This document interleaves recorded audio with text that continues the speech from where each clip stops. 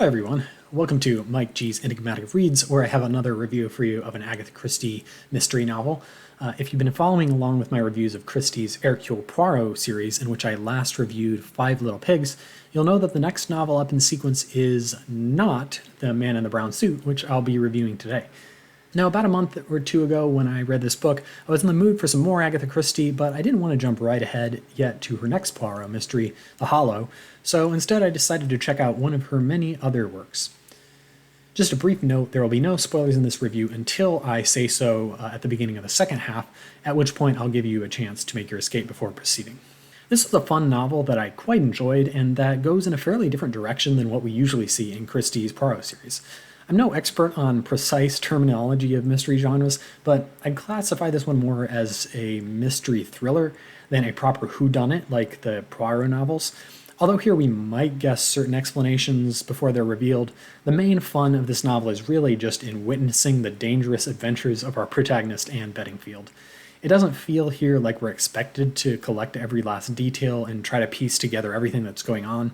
And in fact, if we did, we might find ourselves disappointed, because the clues for this one just aren't supposed to add up quite as cleanly as they do in a Poirot whodunit. But this worked out great for me because I expected it, and as such, I read it accordingly. Whereas if this were a Poirot novel, I would have found it more frustrating since those novels are expected to follow certain kind of preset rules that Agatha Christie has established. For example, The Man in the Brown Suit feels somewhat reminiscent of the episodic Poirot novel The Big Four, but it works so much better here for me.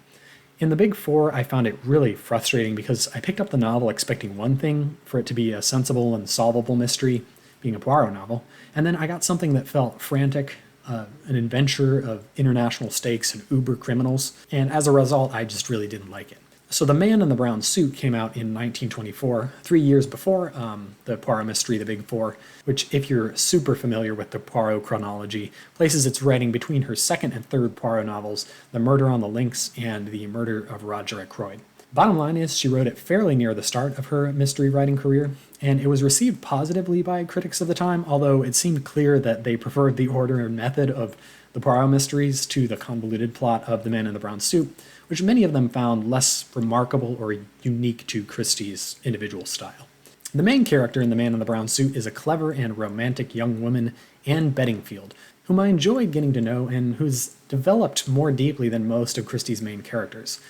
The action starts with an accident, or maybe an accident, that Anne witnesses at a tube station in London, with some very suspicious circumstances that pique Anne's curiosity, and readers will undoubtedly agree with Anne's judgment on this point, that something is amiss.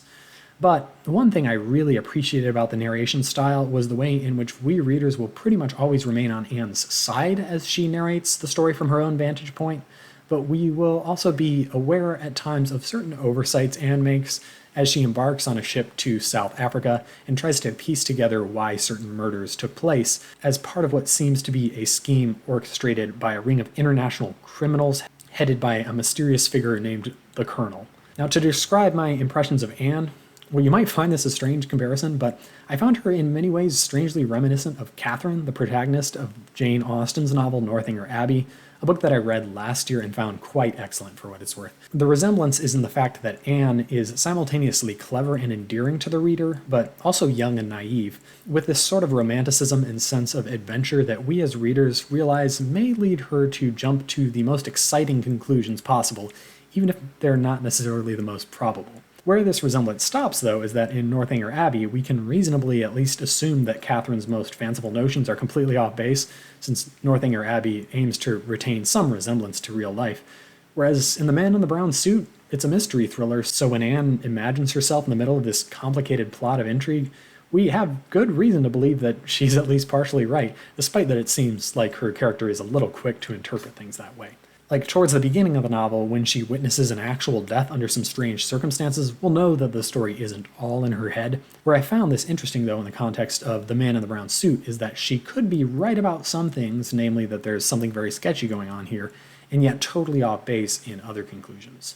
To say more about that, though, I'll have to wait until the spoiler part. A lot of the fun in this novel is that we see a lot of the main characters behaving suspiciously and obviously knowing more than what they let on, but it's pretty challenging to tell who's aligned with whom. and whether there is simply one side of the law enforcers and one side of the criminals, or if there are even other subgroups and alliances that make things more complicated than that. Some of the most interesting characters for me included Suzanne Blair, a fellow traveler on the cruise to South Africa that Anne sort of makes her confidant in this investigation, the eponymous man in the brown suit who appears on the cruise and at one of the original crime scenes and whose motives remain unclear and form a central point of mystery in the novel. And there's the stodgy and sexist old man and member of parliament, Sir Eustace Pedlar, and I mean not just sexist to modern readers, but also patronizing and fairly inappropriate in a way that Christie obviously even hoped would bug her readers at the time she wrote it. Pedlar is especially interesting, though, because for reasons we don't fully understand at the start, but assume will be explained at the end of the novel, accounts from his diary are occasionally interspersed with Anne's own personal accounts, conveying this idea that she is now retelling the story and using an additional character's perspective to better clarify what was going on at the time. Some will surely disagree with me here, but I found Pedlar quite a fun character, not in the sense of, oh, I love this guy, but more because he seemed like a believable person whom we're supposed to dislike, but also whom we're supposed to at least somewhat trust that he's on our side, giving us useful information through his diary entries. His frequent interjections will seem boorish and somewhat offensive, not only to modern readers, but, as I mentioned, probably would have been so even to Christie's contemporaries. For example, he's vocal about his desire to hire a secretary with nice legs, whose primary role will be to hold his hand. I'm not even kidding.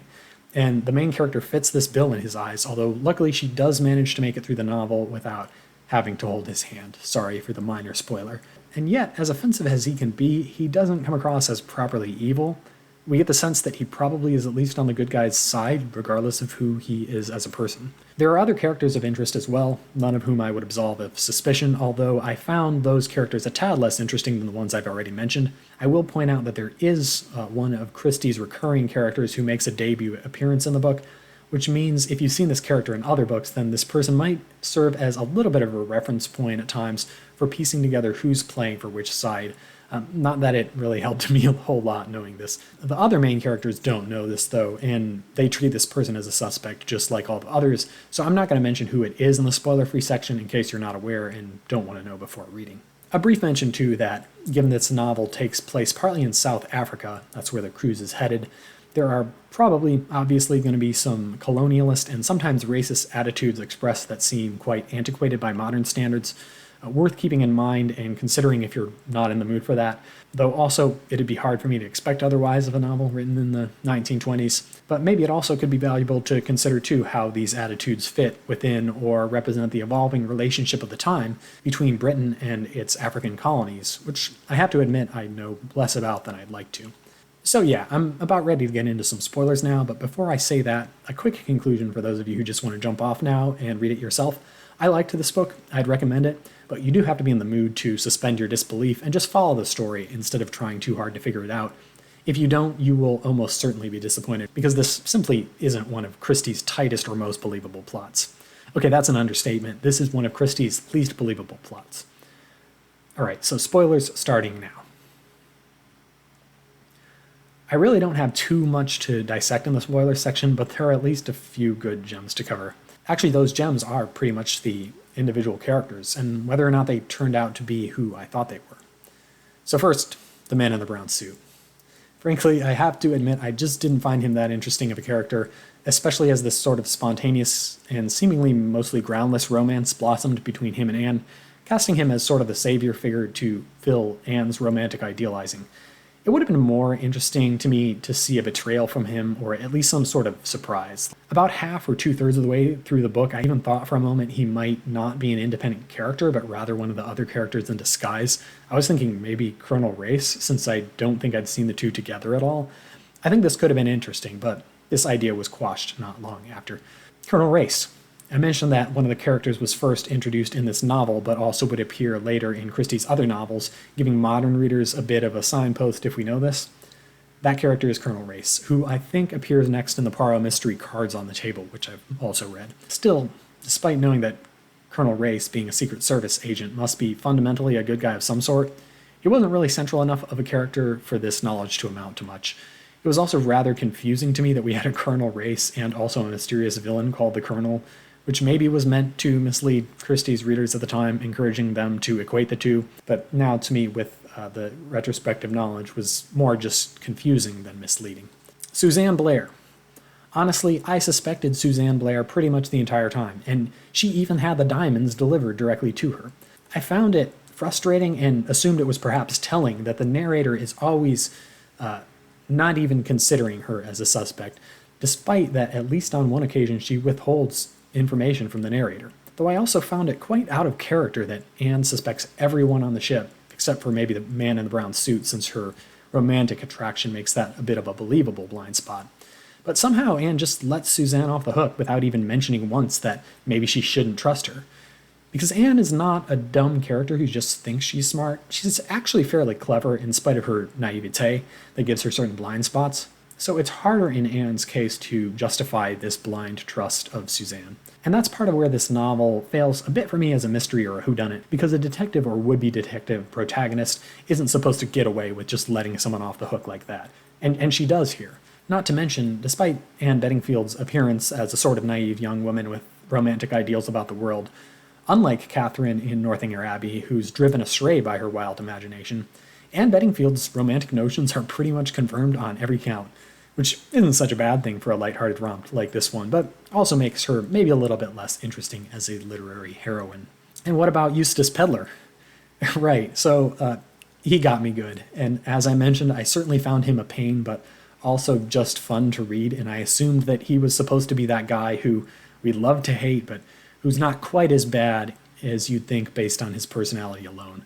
Well, turns out he is just that bad. Colonel Sir Eustace Pedler turns out to be the infamous colonel who we've been looking for, whose diary we've been reading throughout the book. Some of you probably suspected him right from the start, or even just had a hunch based on his off-putting personality. I confess, though, that I did not, and I'm not ashamed of this, although I thought it was a nice final twist, a touch to cap off the book. Not much more to say on that, though, other than you got me. In summary, the plot of this book was certainly somewhat confusing, not the tightest plot, but I still found it enjoyable. I thought the second half of the book, once they arrived in South Africa, was considerably weaker, focusing more on the twists and turns of the action that unfortunately left me feeling just a little bit bored before the ending sequence arrived. Still, it wasn't enough to really exasperate me, and probably also would have been more fun if I was in the mood for that sort of cheaper adventure writing in the moment that I was reading those specific parts. The novel is adventurous and contains some thriller elements, all while still remaining cozy and somewhat whimsical in tone throughout, thanks to the main character's sense of romanticism. This is all probably to be expected from an early Christie novel. I mean, this isn't anything like the later noir novels of Raymond Chandler or Dashiell Hammett, and even the most sinister parts feel not that sinister.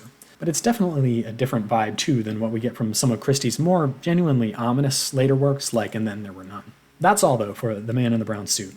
A worthwhile excursion from my Poirot readings. My next Christie review will probably be back to Hercule Poirot for her book The Hollow. In any case, I hope you're enjoying some good mystery reading or listening of your own. And until next time, bye and happy reading.